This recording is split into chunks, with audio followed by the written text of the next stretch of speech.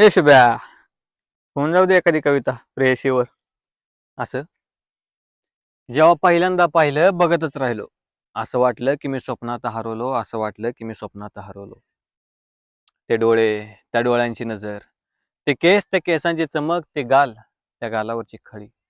त्या सुंदर चेहऱ्याकडे बघून मी स्वतःला विसरलो. असं वाटलं की मी स्वप्नात हरवलो, असं वाटलं की मी स्वप्नात हरवलो.